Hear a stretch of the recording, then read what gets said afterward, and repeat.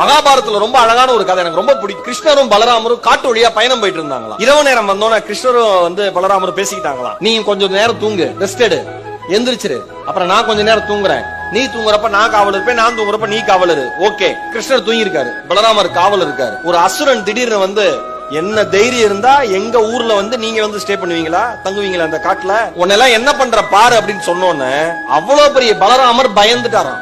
சாதாரண மனுஷ உருவத்துல இருந்த அசுரன் பெருசானானா. மறுபடியும் கொஞ்ச நேரம் கழிச்சு இன்னும் நீங்க காட்ட விட்டு கிளம்பலையா அப்படின்னு இன்னும் பயந்தோன்னு இன்னும் பெருசானானா. மூணாவது முறை டேய் இன்னுமா நீங்க 2 பேரும் இங்க இருக்கீங்கன்னு கிருஷ்ணா அப்படின்னு கத்திட்டு மயக்கம் போட்டு விழுந்துட்டான். கிருஷ்ணான்னு கத்திட்டு மயக்கம் போட்டு விழுந்துட்டாராம். கிருஷ்ணருக்கு என்ன தோணுச்சா, ரொம்ப நேரம் தூங்கிட்டோம் போல இருக்கு, நம்ம டேர்ன் தாண்டி போச்சு போல இருக்கு, கத்திவிட்டு அவன் படுத்து விட்டான்ட்டு அவர் எந்திரிச்சு உட்கார்ந்து இருந்தாராம்.